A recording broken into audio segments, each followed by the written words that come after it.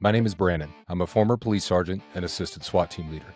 Today, my mission continues with a remarkable organization called Here Tomorrow, whose mission is the removal of all barriers to mental health support in order to save lives. Welcome to our podcast, Clearing the Minefield.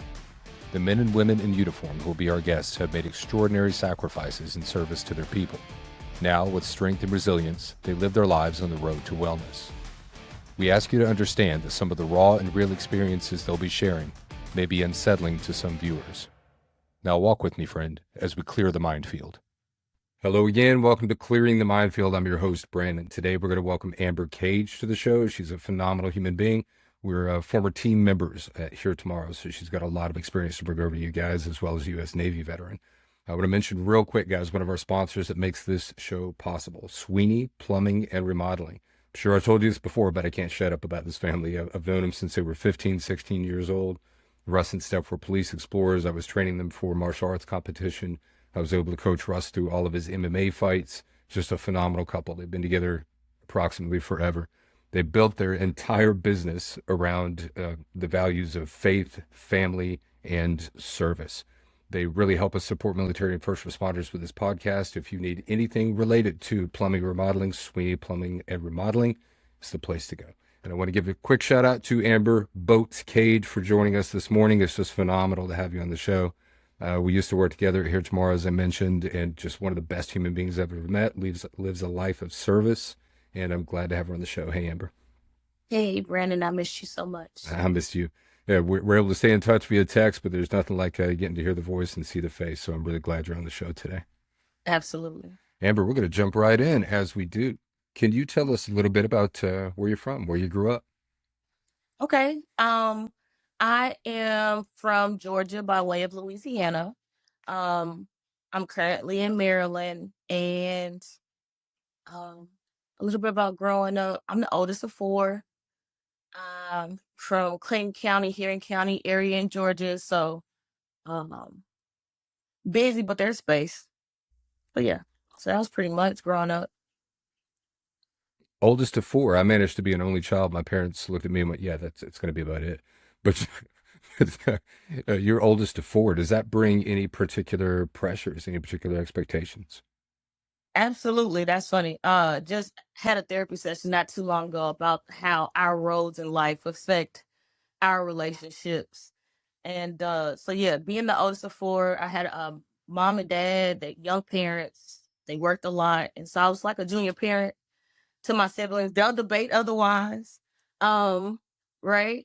But absolutely it shaped me to be who I am, being responsible, looking out for always having someone to look out for. Um, it was great. It had its challenges going first though. It's the eldest child. Yeah. Yeah. Yeah, my dad was the oldest of seven. I'm a Star Trek geek, so I always call him Yeah. one of seven, like the Borg. So it's it's kind of where they land. Uh, with that, you are like a mini parent. My daughter Emma helped us raise Jude. Helped Jess and I raise Jude, and kind of walked into that role. And I've seen her develop very well through some of those pressures and expectations. And you seem like that kind of person as well. With all of that kind of pressure and expectation, do you think that affected your growth and your ability to socialize, to interact in a good way or a negative way? I think me being the oldest really impact my life in the way that everything that I've done in my life makes sense as it pertains to being the oldest child or the oldest daughter. Being the oldest, I was in ROTC in high school. It was very natural and easy to tell people what to do. My parents were business people, so having foresight, understanding like timing and communication, stuff like that. So all that helped, you know, leading in the household when they were off working with people. So ROTC led to the military. I wanted to go to college, but the military just gave an opportunity for Independence Day. Nothing else was given at the time. I didn't have a lot of support for like going to school. I didn't have any money or no plans. And so being the oldest and telling people what to do, being in ROTC, telling people what to do was natural going into the military and feeling confident about that decision. And then being a bosun mate, still telling people what to do. So everything makes sense. That's the gig, huh? That's it. And we'll get to this a bit later, but one of my first opportunities to kind of get an impression of you was, okay, this is a person who can hold a room. This is a person who can lead, who can command, and something I noticed right away. So you had that experience in ROTC. Being in ROTC and already having that kind of military structure, how did that impact your ability to socialize as a young lady at that age? Um, it gave me confidence. Even talking about the military and ROTC, I gotta give a shout out. I had Chief Hale, Chief Sellers, and Colonel Snow. That's from Riverdale High School. That's GA 792. And then Dutchtown, um, it was Major Beavers and Sergeant Camp, and that was at Dutchtown. And so just being surrounded by kids, can't be shy. I was like the deputy group commander in high school and stuff like that. So just not being afraid. Integrity was a big part, like integrity first, service for self, and excellence all we do. So just putting people's needs before my own, all of that was in alignment with my home life, putting everybody else before myself, making sure everybody was fine, to include my parents. So being in ROTC, being in charge and wanting that respect from other people, from doing right, all that stuff was in alignment. And all that stuff helped in those particular ways. I can see how it would, and you just this is what I know about you. This helped me take. You're saying this helped me take care of other people, help me look after these people. Did it help you look after yourself? Was there a benefit there for you? That's a good question. I think it did. I think it gave me the confidence to just do. You get like in school or as a child, you don't know what you have permission to do or not to do. And ROTC, just like the military, gives you a vast limitation. You know what your walls are. You know what your perimeters are. You know what success look like. And so that's one of the things that I'm struggling with in my civilian world, because I don't the potential is limitless. I can do anything. So in ROTC and in the military, it gave me direction. Mm. And when you have direction, you can have the verbiage for direction. But if it's infinite, then you don't know how to, I don't know how to speak infinitely in every, having being in the category, having a lane, having a purpose, having a set goal, all those things helped. So being a leader in my household helped me understand how to communicate to my mom and my siblings, being an ROTC, let me know how to talk to like younger kids and then teachers and parents and such. And then in the military, I was just confident. I already know this process and how it goes. Boot camp, they break you down, build you back up.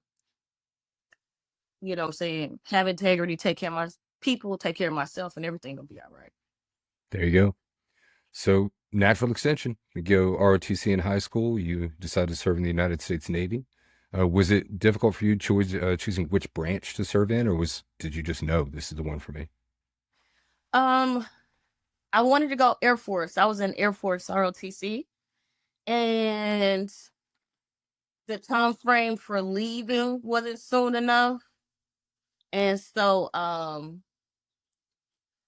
and the recruiters were just different. The Navy recruiters just had so much spunk and attitude. The uniforms were really nice. There. At the time, they had the all black, and yeah, and they just changed to the peanut butters when I got in. So that's why I chose the Navy. Actually, me and my best friend was supposed to go. It was her idea to go in on the buddy system. Life took us different directions, but once I got to talking to the Navy recruiters, I was very excited. They were very convincing. Great. Who y'all Navy? Maybe I I knew. regret nothing. Good. No, you don't. Navy's the way to go. One thing I know about you. Now, that doesn't necessarily mean the road was easy, right? So you go into the Navy. Women comprise, I think, about 7% of the military. So you're right out of the gate. You're a pretty big minority in this group, right? But what I know about you is that's not going to stop you. That's not going to slow you down, right? That's just one of the realities. Amber's got that brass set. She's just going to carry it on through. So you're in there. Are there any particular hopes and aspirations that you had going in? Did you want to be an admiral? Did you not want to be an admiral? What did it look like? So that's funny. With the how you describe me. So being a boatswain in the Navy, it's very male dominant. So it's a very laborious job. it's hands-on and stuff like that. Ever since the depth station in boot camp, before boot camp, everyone was like, you're such a bosun mate. You have a bosun mate personality. I was like, what the fuck does this mean? What does that mean? They said that's exactly what it means. Get to boot camp, same thing. They would sit around and be like, oh, try to guess our rates and what our jobs would be. And my face would be screwed up. It was like, what does that mean? It was like, that's exactly what it means. You're a bosun mate. So going to the fleet, I think I had the attitude, I had the confidence to be a bosun mate, all that helped prepare me for my job in the Navy. It helped me to be for my job in the Navy. Um, I wanted to cross rate as most people do, but bosun mate was really for me. It was a way, in the Navy, there's an undesignated program. You can join the Navy and not have a rate at all. So rate MOS, same. You can join the Navy and not have an MOS. Those particular kids can work for, you can go air, you can go engineering, or you can go surface. And so that means you come work for me. And so I had a lot of misfit, a lot of kids who either had dreams to be like SEALs and things of that nature and didn't make it through school. You have our new guys, these kids that are striving to be in these intelligent fields. And sometimes you fall short of the glory. There are high attrition rates, not everybody make it. And so they come work for me. So before I made rank, before I made third, I wanted to be like an air traffic controller. But once I made third, I had nothing but pride for my rate. I'm a rated bosun mate. I didn't go in undesignated. And being hands-on, having that camaraderie, and bosun mate is the backbone of the fleet. Nothing runs. Everybody will say that, and you need all your parts for something to happen the way it's supposed to happen. But a bosun mate boats is a very intricate part of that, and so just me being a prideful person and a helper and a leader, it's exactly where I was supposed to be in the Navy. Nice. So what did work look like for you every day? It looked like herding cat. In the Navy, we do a little bit of the everything. It's mainly the preservation of how the ship looks on the outside. We paint and preserve the ship. Bosun mate of the watch, that's the person who does the announcements. That's the person that keeps the time.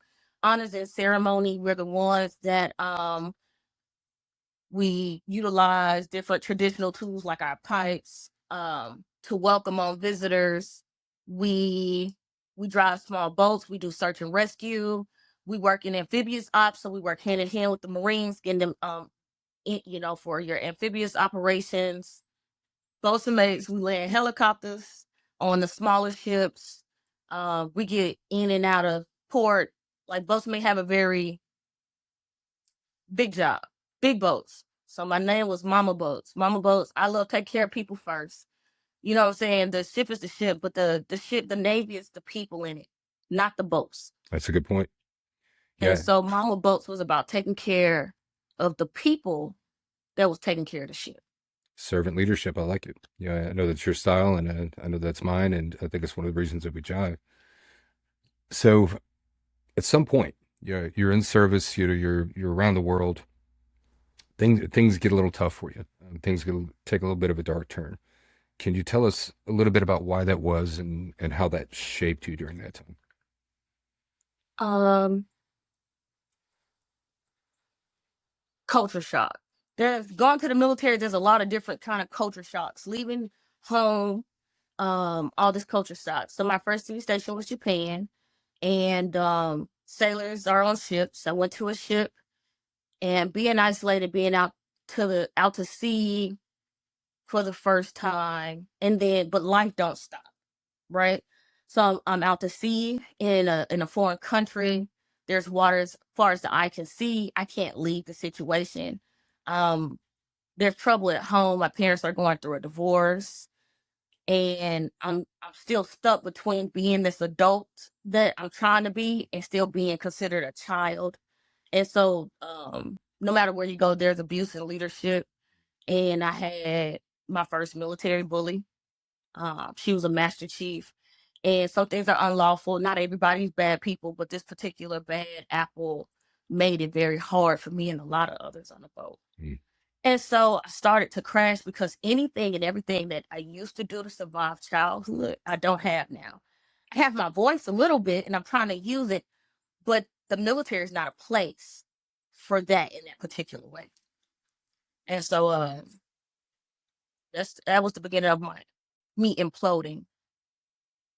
That's a strong word, but it's a strong situation, right? You know, you've encountered this. I'm sure you didn't go into the Navy hoping to be in a position where you know you're struggling against your leadership, not working with it.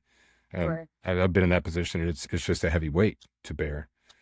You've got this job to do all day. You've got all these responsibilities. You've got this pressure come from the top. You're trying to better serve the people under you, and that all has to take a toll. I think anybody would be strained under that.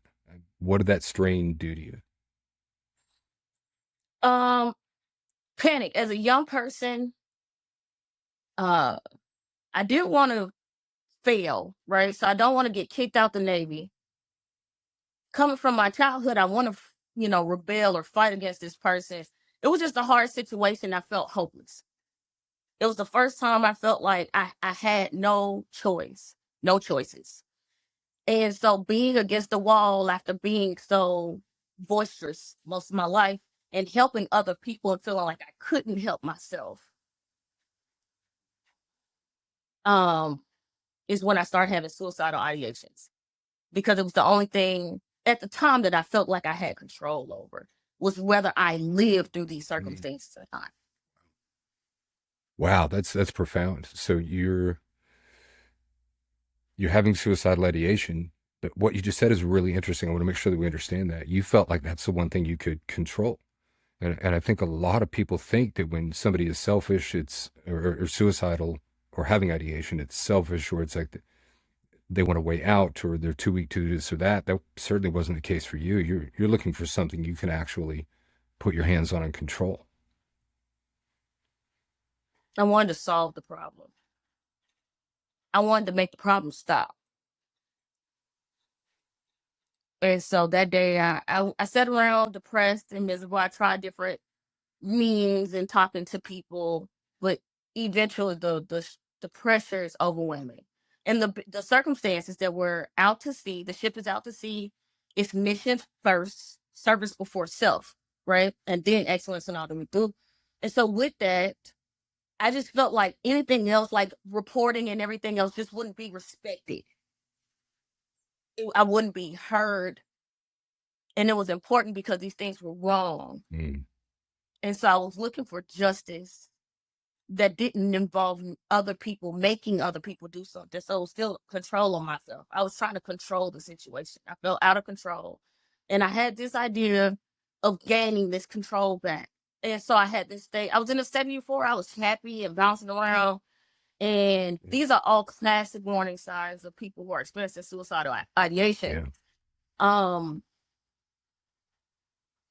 So I had created a plan to take my life, and somebody intervened. They came by and said that, hey, I seen that you've been suffering and you was just unparticularly happy today.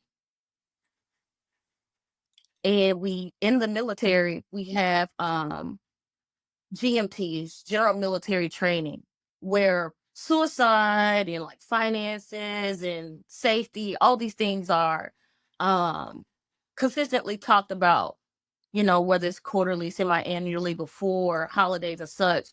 And so a person who was paying attention to the signs came and checked in on me, right in the middle of me trying to take control. And that's when I realized that I had other options. I just couldn't see it at the time. Yeah, that's how So it is. I'm grateful to that person for the intervention. And I realized that, saying I do have other options. There's other options. And that the situation is temporary.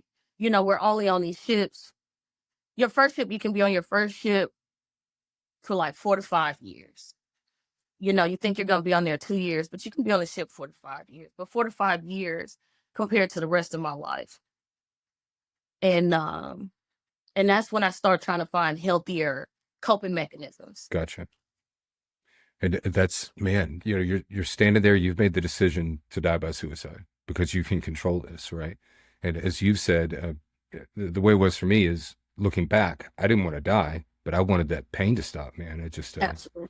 I wanted to be able to solve the problem for my family, for the people around me, and for myself. It was all part of that picture, and that's all I felt like I had. And you've got this one thing that you think you control, and it similar to my situation, a chance intervention, my God. And it's enough time for you to see that there is another way, right? Not just another way for you, but I know the life you've led, you go on to serve other people. What did you do with that opportunity? What did you make of it? So every time something goes wrong, or every time I learn a big lesson, I always ask myself, how can I help somebody else in the situation? Being a big sister, like, how can I have that conversation with my siblings? How can I recognize these signs? How can I help somebody else? Um, and that's what I did. I put this cape on and said that this is not okay for me, and what I'm gonna do with it is do exactly what saved my life, is paying attention to the signs and being strong enough and available enough to say something, do something. Um, so I paid it forward, and I did so over and over again. It was my mission.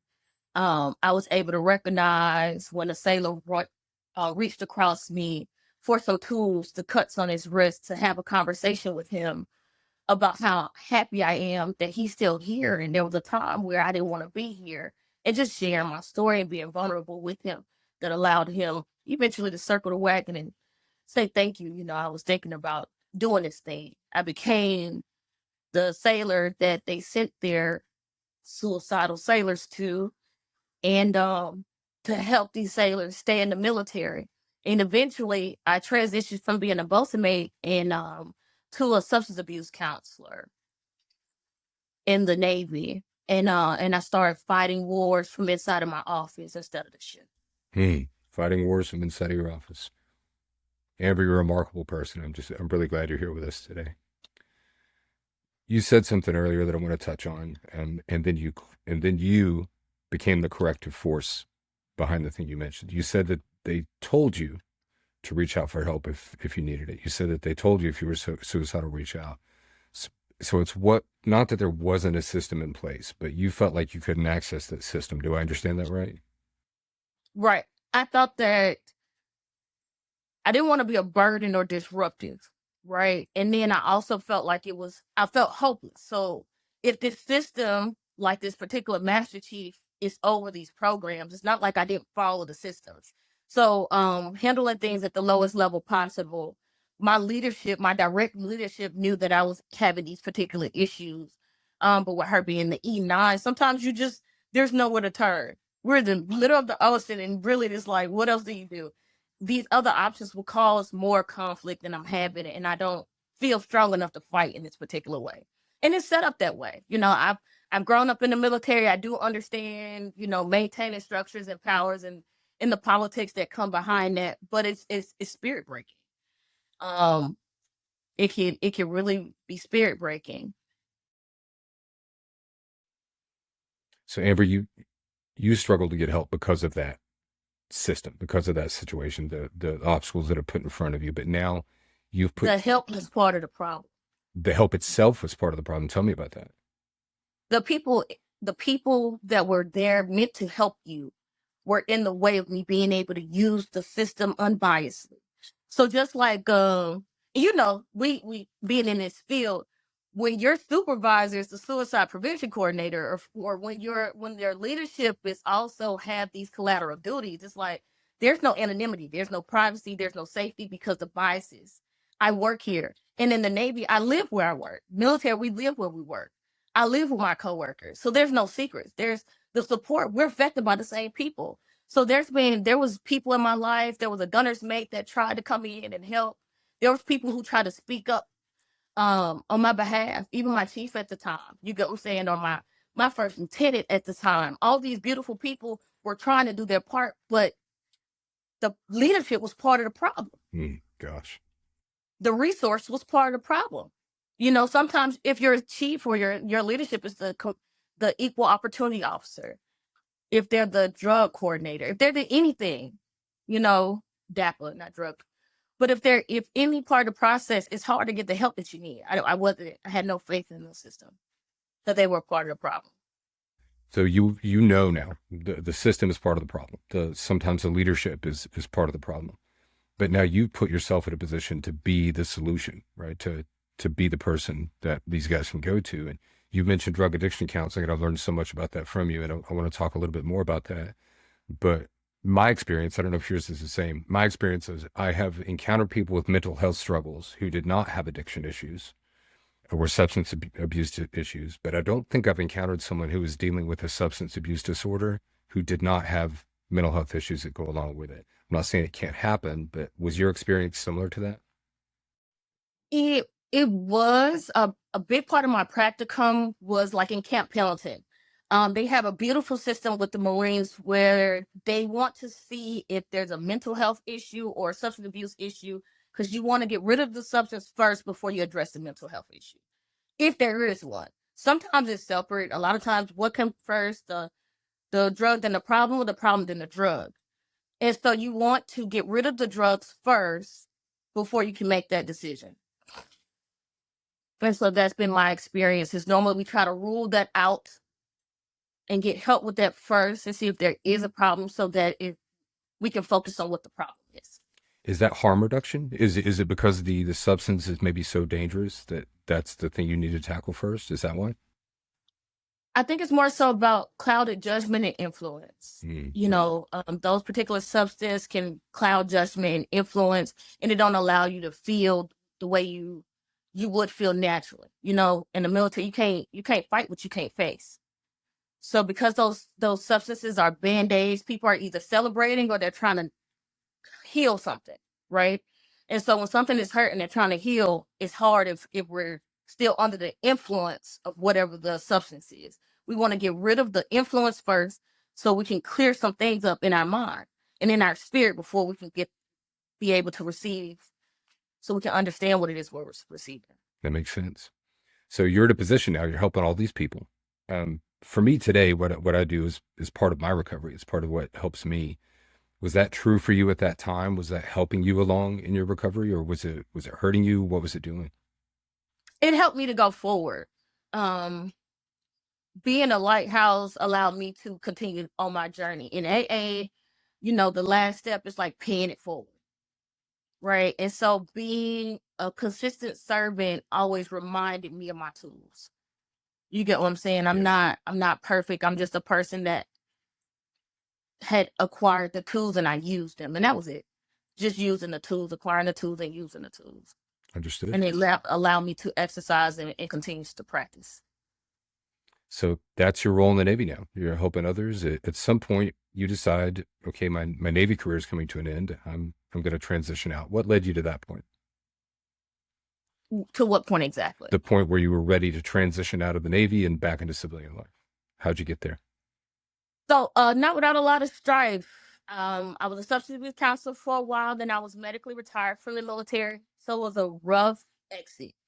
I was limb due, due to medical issues. And then I also had a big loss in the family, which was my father. My father was an intricate part of my family care plan. So being in the military as a single mom, you have to have someone, the service members have to have a plan for their child. And now I couldn't go out to sea anymore because I didn't have a family care plan and I wasn't physically fit. And so dealing with the loss of my dad and now the loss of my career, depression starts to set in. So those were the events that led to the end of my career. One, not having a family care plan, or being able to be on a ship and not being physically fit to be on a ship as well. More struggles. So you and I have seen this a lot, but we know recovery isn't this trajectory, right? It doesn't go up in a straight line. Sometimes it goes back down, sometimes it goes backward. So it sounds like you've encountered a new set of struggles that have led you to the point where you're going to have to transition out. For me, I know for many of us, when we transition out of our line of service, out of our branch or our department, that can be a really tough time. You're going through all of that and you're transitioning out at the same time. What did that do to you? How did that look? I struggled greatly. I had a plan and it fell apart. Um, because everybody says what they're going to do. When you get out, oh, you can stay here, you can do this, and you can do that. And we underestimate it was, or not told, because people who don't experience it can't give it to you. But there's a pay gap in between receiving your next paycheck and your last paycheck. And my exit was expedited because of the loss of paperwork and things of that nature. So I hit a real hard depression. I wasn't able to financially provide for myself. Um, and it was just hard. And one day I had the world behind me, literally the world's strongest Navy behind me. And I wake up the next day and nobody cares if I make it, if I wake up or not. Nobody cares if you go to work or not. Being in the military for 15 years, if you don't come to work, somebody's coming looking. And to not have that support, it was, they say transition, and transition sounds like death. And that's what it feels like. Wow. Wow. We should definitely use better language, because transitioning feels like a transition. Mhm. It's the end of one life per se and the beginning of another, but that's birth is a difficult process, isn't it? So you're being born into this new life, and it's kicking and screaming is how we usually come in. You know? Yeah. It was my life's work though. So Yeah. to have a new life and leaving my life's work, because I came from a war zone before I joined the military. So to go back home or to start over again, and even though I wasn't starting over, I'm not a civilian, I'm a veteran. And learning that language helped. Um, yeah. And then just knowing and hearing that I need community and understanding my needs. So I went inside, being, that I was in the mental health field for a little bit, being a substance abuse counselor, going inside saying, hey, you're missing community. I need my community. Veterans have resources. I'm not just a civilian, I'm a veteran, and veterans have resources. And so utilizing my resources is what allowed me to stay afloat. And that's also what helped me find my job. Understood. Real quick before we get to your job, which you're so good at, the VA was that instrumental in getting support for you? Was it useful? Was it not useful? The VA was an intimidating process, actually. It was an intimidating process. And then, so they weren't a part of, I didn't utilize the VA. It's local in Jacksonville. They help everybody everywhere. There's a program called, it's not Hire Heroes. Not Heroes for Hire, Vets on Tap. Vets on Tap is how I ended up there. But it's a class that teach you it's such a phenomenal class, how to be a person. That your worth is more than just being, when you transition out the military, there's a class called TAPS. And when you go to TAPS, these particular people are here, and it's a class to help you prepare for the civilian world. It helps you regain purpose as a person and not just a tool. They go over self-esteem. And I've seen a lot of my service members, especially the male service members, struggle with their identity outside of their service. Being a protector and a provider, and then being a service member, it was hard to separate the man from what he do, from what he is. And that class helped so much. Operation New Uniform. Operation New Uniform. Oh my gosh. Operation New Uniform. Yeah, we refer so many people over to them. Operation New Uniform was that resource. One of the things that they do is Vets on Tap and work on networking, because community is a very important part about being a veteran and coming out of such a close-knit brotherhood, sisterhood.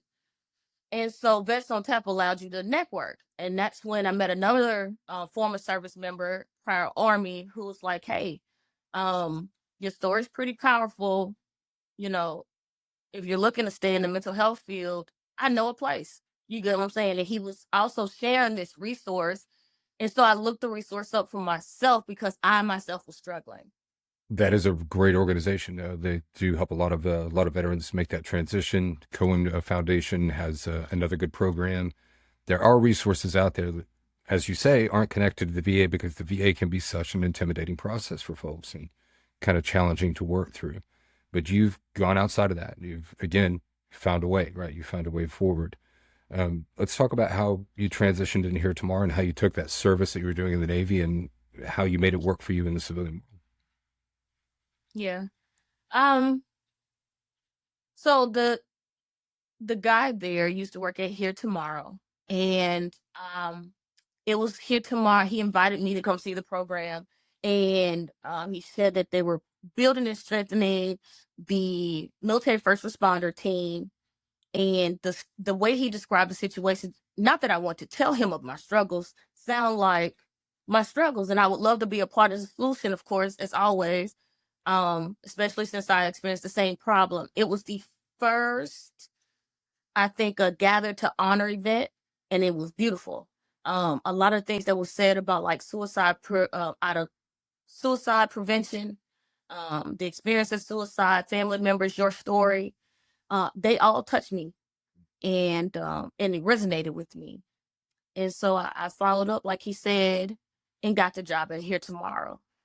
Um, and I was super grateful to go first, essentially, right? I'm happy to be able to provide this resource to other people and going first to see if it worked.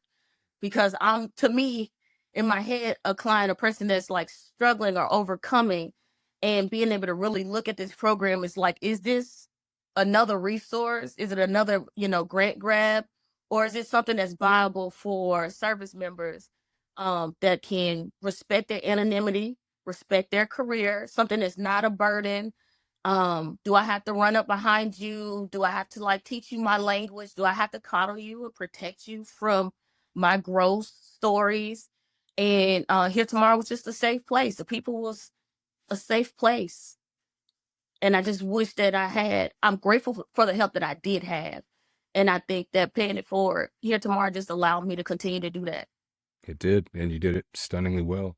And Gathered Honor, for those of you who don't know, is an event that we started to specifically to honor military service members and first responders who have died by suicide because our friends and family who die by suicide in service, their names don't go on walls, their names don't go on monuments. What do you do? So that's the event. This year is going to be April 18th, 2026. We're hosting at the Orlec. We'd love to see you guys there. And it was really amazing having you show up at that event, and then become a part of the team and watch the way that you help so many people. And life isn't a static thing. It changes. It's dynamic. You see other opportunities. And with all your working Here Tomorrow and transitioning out, can you tell us what it looks like for Amber today to live a life that is self-directed in wellness? Are you happy? Are you still struggling? Is that okay? What's it look like? Yeah. Um, my life today is I'm grateful. I'm grateful, I'm happy, and I think I'm thriving. So thriving I define as like living outside of survival. I no longer have to survive to live, which is a great place. Um, I am in a position, I like to be proactive still, not reactive. And so, uh, giving it to teenagers, sharing with them what it means that life is not easy, but it's worth it. Life is not about avoiding pain, it's about overcoming the suffering and minimizing suffering. And so, yeah, right now I'm located in Maryland, happily retired, and just helping my teenagers and my husband, my service member, um, and we're all healing and growing together. So, Man, and, heck of a story. Not just a sailor, a veteran, military family, military mom. You cover so many bases, Amber. It's a really impressive story to see you go from those darkest days and not just to live for yourself, but to live for yourself, to figure out what that's like, and to live for all these other people, and you do it so gracefully. I'm really honored to have known you, to have met you, and as I said before, you're somebody I would want to know if even if we'd never worked together. So I really appreciate you sharing your story with us today. There's just there's a lot of pain there, there's a lot of vulnerability, but man, there's so much strength there. I think you're a great example of what people can do if they learn to get into and embrace recovery and live their lives in wellness today. You have any final thoughts for anybody that's still struggling, that's looking for help? um, resources. So sometimes resources can be intimidating and overwhelming, but you got to endure the no's to get to your yeses. And if you already know if you already have a plan, it's okay to try 1,000 other things before you get there. So some of the resources that helped me, besides, was my chaplain on the boat, that helped me get through some hard times. Military One Source. So we talk about therapy and access to therapy, and I think that's a very important part. In the military, there's not a lot of access to therapy, and going out the pace of deployments, stand and watch. There's no time for therapy, and therapy is a threat, or feels like a threat, to our career, right? If I go and I say something, and I'm trying to get help, but if I go and say something, I can ruin my career and in my life's work, everything I worked for. So Military One Source was really, really great. I lost my father. That's where I got my first therapist. It was very helpful. I went through my PCM because though my therapist was helpful, the advice wasn't necessarily military related or specific. Standing my ground and using my voice in the military, in the Navy, in this particular way, I could not articulate myself the way my therapist so kindly gave me skills on being more assertive. And my workplace wasn't just conducive for that. So I got a military PCM, but she was a military therapist, but she was so overwhelmed with her workload, it just wasn't as productive. It was disruptive to work, to leave work, to go all the way to the hospital, come all the way back. It's stigmatized, and so that made receiving help that way very difficult. And that's what I really love about Here Tomorrow. One, anonymity. I don't feel a threat to my career, and we didn't threaten other people. Didn't have to feel scared, about telling the truth. Sure. About what they're experiencing. And then also having access to a therapist, right? And then talking to military service members, people that can relate, people that you don't have to hide from. I think those are very beneficial. So for someone that is struggling, there are resources, and then you're going to get a couple of no's before you get to your yes, but it's worth it. Well, Amber, you are certainly somebody who knows how to fight. Thank you for reminding the rest of us. We got to keep up the fight. We got to look for those resources. Nobody does this gig alone, right? It's always kind of a teamwork makes the dream work kind of a thing. We just got to find the right team to put around us and go from there. Guys, Amber is just, again, a phenomenal human being. Listen to what she says on those resources, on what it takes to recover. She knows what she's talking about. Amber, thank you again so much for being on the show today. I really appreciate your time. I feel like we're going to be collaborating again at some point in the future. I feel like it's just going to happen. Absolutely. I think so too. All right. Good to talk to you.